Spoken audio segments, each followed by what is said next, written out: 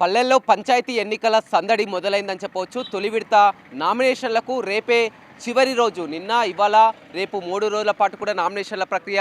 నిన్న కాస్త మొదటి రోజు మందకొడిగా సాగినప్పటికీ ఈరోజు నామినేషన్లు పెద్ద సంఖ్యలో పడే అవకాశం కనపడుతుంది. ప్రస్తుతం మనం నల్గొండ జిల్లా నల్గొండ నియోజకవర్గమైనటువంటి కనగల్ మండలం ఎడవెల్లి గ్రామంలో ఉన్నాం. ఎడవెల్లి గ్రామంలో చూసినట్లయితే ఇది ఒక మేజర్ గ్రామ పంచాయతీ అని చెప్పవచ్చు. మొత్తం 3600 మంది ఓటర్లు కూడా ఇక్కడ ఉంటారు. గతంలో ఎప్పుడు ఎన్నికలు జరిగినా కానీ ఎడవెల్లి అనేది ఒక కీలకం అని చెప్పవచ్చు. పోటాపోటీగా ఆ పోరు ఉంటుంది. ప్రధానంగా కాంగ్రెస్ పార్టీ, బీఆర్ఎస్ పార్టీ అన్ని పార్టీల అభ్యర్థులు కూడా తలపడుతున్నటువంటి పరిస్థితి కనిపిస్తుంది. మొత్తం కూడా నల్గొండ నియోజకవర్గంలో కనగల్ మండలంలో చూసినట్లయితే ఎడవెల్లికి ఒక ప్రత్యేకత ఉందని చెప్పవచ్చు. గతంలో ఇక్కడ సెన్సిటివ్ పోలింగ్ కేంద్రాలను కూడా అదనపు బలగాలు గుర్తించడం కానీ మొత్తం ఎన్నికలను ప్రశాంత వాతావరణంలో జరిగేందుకు కూడా అన్ని ఏర్పాట్లు కూడా పూర్తి చేస్తున్నటువంటి పరిస్థితి కనిపిస్తుంది. చూస్తున్నాం మనం గ్రామంలో ఎక్కడ చూసినా ఏ సెంటర్లో చూసినా మొత్తం కూడా ఇప్పుడు ఎన్నికల వాతావరణం కనపడుతుంది. నామినేషన్ వేసే అభ్యర్థులు, అదే పోటీ చేసే అభ్యర్థులు, వార్డ్ మెంబర్లు, అదేవిధంగా మొత్తం ఒక్కో పార్టీలో కూడా చాలా వరకు ఇప్పుడు కాంగ్రెస్ పార్టీ ఉదాహరణ చూసినట్టయితే కాంగ్రెస్ పార్టీలోనే చాలా వరకు అభ్యర్థులు పోటీ పడుతున్నటువంటి పరిస్థితి కనిపిస్తుంది. మంత్రి కోమటిరెడ్డి వెంకటరెడ్డి కూడా చాలా క్లియర్గా చెప్పడం జరిగింది. కాంగ్రెస్ పార్టీ తరపు నుంచి పోటీ చేసే అభ్యర్థులు ఎవరనేది గ్రామంలో మీరే చర్చించుకొని మండల కమిటీకి అదేవిధంగా గ్రామ పెద్ద మనుషుల సమక్షంలో అంతా కూడా ఒక్కటై వస్తే తాను కూడా అదేవిధంగా మద్దతు తెలుపుతానని కూడా చెప్పడం జరిగింది. ఎడవెల్లి ఈరోజు ప్రత్యేకంగా మనం చూడడం జరిగింది. ప్రధానలో వస్తున్నటువంటి ప్రకారం కాంగ్రెస్ పార్టీ నుంచి ఎక్కువ సంఖ్యలో పోటీ పడడంతో కూడా వారికి ఒక ఓటింగ్ నిర్వహించి కూడా ఎవరు అయితే అభ్యర్థికి ఎక్కువగా మద్దతు తెలుపుతారో వారే కాంగ్రెస్ పార్టీ అభ్యర్థిగా కూడా నిలబెట్టేందుకు కూడా రంగం సిద్ధమైనటువంటి పరిస్థితి కనిపించిందని చెప్పవచ్చు. మొత్తం మండల స్థాయి నాయకులు కూడా ఇదే విషయాన్ని కూడా చెప్పడం జరిగింది. ప్రధానంగా 3 అభ్యర్థులు పోటీ పడుతున్నారు. ఆ 3 అభ్యర్థులకి ఓటింగ్ నిర్వహించి కూడా ఎవరికి ఎక్కువగా వస్తే వారినే సర్పంచ్గా నిలబెట్టే కాంగ్రెస్ పార్టీ నుంచి నిలబెట్టే అవకాశం కనపడుతుంది. మనతో మాట్లాడానికి కాంగ్రెస్ పార్టీ అభ్యర్థి ఉన్నారు. చెప్పండి, మీ పేరేంటి, మీ కాంగ్రెస్ పార్టీ నుంచి ఎంతమంది పోటీ పడుతున్నారు, మీ పెద్దలు ఏం చెప్పడం జరిగింది, ఏం చేస్తారు? నమస్కారం అండి. నా పేరు పరసమేని వెంకటేష్ అండి. నేను కాంగ్రెస్ పార్టీ నుండి ఈసారి గ్రామ పంచాయతీ బరిలో ఉండాలని నిర్ణయించుకున్నాను. జనరల్ బీసీ జనరల్ రావడం జరిగింది. నేను జిఏడబ్ల్యూ ప్రజలందరూ ఆశీర్వదిస్తే ఒక్కసారి మా ఊరికి సేవ చేయాలని నేను నిర్ణయించుకున్నాను. అంటే కాంగ్రెస్ పార్టీ నుంచి కూడా పెద్ద సంఖ్యలో కూడా పోటీ పడుతున్నారు. సర్పంచ్ ఎన్నికల కంటే ముందే అసలు మీ దాంట్లో ఎన్నికలు పెట్టి మీలో ఎవరికి ఎక్కువ వస్తే వారిని నిలబెట్టాలన్న ఉద్దేశం కూడా కనిపిస్తుంది. మా పార్టీ పెద్దలు గౌరవనీయులు గడ్డం అనూప్ రెడ్డి గారు కాంగ్రెస్ మండల పార్టీ అధ్యక్షులు, ఆయన గారి సారథ్యంలో జిఏడబ్ల్యూ నుండి ఒక 3 అభ్యర్థులుగా బరిలో ఉన్నాము. అందులో నేను ఒకరిని ఉండడం నాకు చాలా సంతోషంగా ఉంది. అయితే ఈరోజు ఎవరి 3లో ఎవరికి ఎక్కువ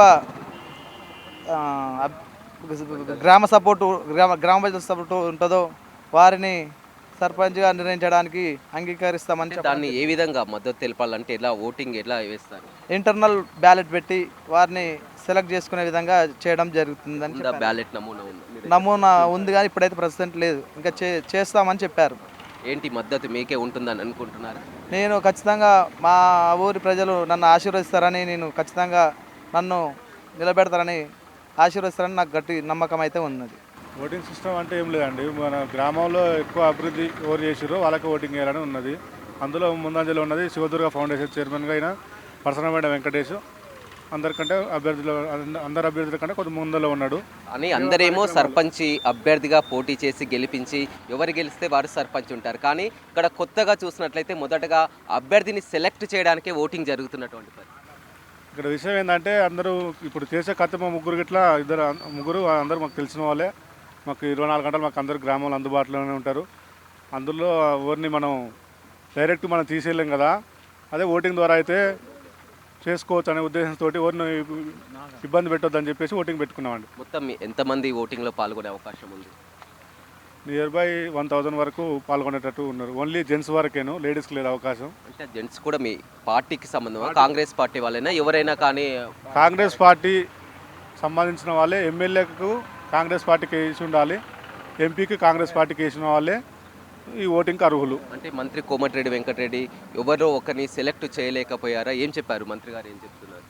మంత్రి గారికైనా ఇక్కడున్న మా గడ్డ అనుప్రెడ్డి సార్ గారికైనా ఉన్న ముగ్గురు అభ్యర్థులు అందరూ సాన్నిధ్యంగానే ఉంటారు. అందుకనే ఎవరు నిర్ణయించుకోలేకనే గ్రామ ప్రజలకు పెద్దలు మాకు చెప్పారు. వాళ్ళకు ఒక్క ఓట్లు పడితే వాళ్ళని డిసైడ్ చేయాలని చెప్పి ప్రజలకే నిర్ణయం వదిలేశారు. ఏంటి ఈ నిర్ణయం ఎలా అనిపిస్తుంది? ఏం లేదు, ఇంకా ప్రజలు ఎట్లా కార్యకర్తలు ఎట్లా అనుకుంటే అట్లానే, ఎలాంటి విడిపోయేది అయితే ఏం లేదు.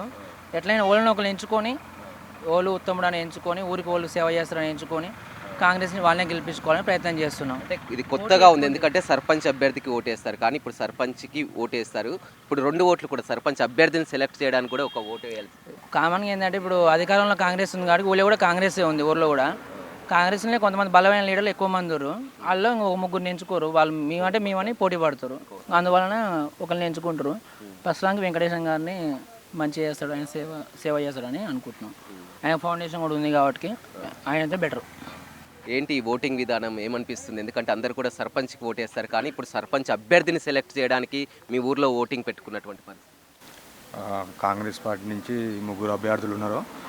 అందులో ముఖ్యంగా చదువుకున్న వ్యక్తి శివదుర్గ ఫౌండేషన్ చైర్మన్ వెంకటేష్ గారు అయితే ఊరికి సేవ చేయడానికి మరియు యువకులని ప్రోత్సహిస్తుంటాడు. అప్పుడప్పుడు ఇంతకుముందుకు ఫౌండేషన్ ద్వారా చాలా సేవా కార్యక్రమాలు చేశారు.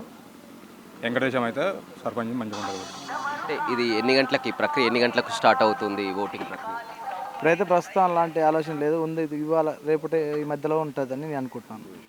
చూడొచ్చు, మనం గ్రామంలో చూస్తున్నాం, అంతా కూడా ఇప్పటికే ఒక సందడి వాతావరణం అయితే నెలకొంది. అంతా కూడా ఆ నామినేషన్ల ప్రక్రియ కొనసాగుతుంది. కానీ ఈ గ్రామంలో చూసినట్లయితే ఓటు వేసే ప్రక్రియ కూడా అప్పుడే మొదలైందని చెప్పవచ్చు. అందరూ కూడా సర్పంచ్ని గెలిపించడానికి సర్పంచ్కి ఓటు వేస్తారు, కానీ ఇక్కడ సర్పంచ్ అభ్యర్థి ఎవరు అనేది, ఎందుకంటే కాంగ్రెస్ పార్టీలో 3 పోటీ పడుతున్నారు కాబట్టి ఆ 3లో ఎవరిని సెలెక్ట్ చేయాలని కూడా మొదటగా ఓటింగ్ విధానం అయితే తీసుకురావడం జరిగింది. మంత్రి కోమటిరెడ్డి వెంకటరెడ్డి కానీ కాంగ్రెస్ పార్టీ పెద్దలు కానీ ప్రతి ఒక్కరు కూడా ఎలాంటి మనస్పర్ధాలు గొడవలు లేకుండా మెజార్టీగా ఎవరికి అనుకూలంగా ఉంటే వారిని నిలబెట్టి అంతా కూడా నచ్చజెప్పడానికి ఇది ఒక ప్రయత్నం చేస్తున్నట్లు కూడా చెప్తున్నటువంటి పరిస్థితి కనిపిస్తుంది. ఏదేమైనప్పటికీ కూడా మనం చూస్తున్నటువంటి కనగల్ మండలం ఎడవెల్లి ఒక సందడి వాతావరణం అయితే నెలకొందని చెప్పవచ్చు. ఓవైపు నామినేషన్ల ప్రక్రియ కొనసాగుతుంది. నామినేషన్లు వేస్తున్నటువంటి పరిస్థితిలో కూడా ఇక్కడ ఏకంగా అభ్యర్థిని తేల్చడానికి ఓటింగ్ ప్రాసెసే కొనసాగుతుంది.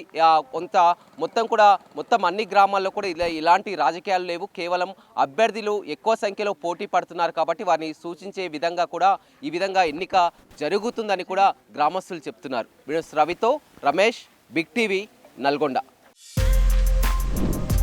For more videos like this, subscribe Big TV channel.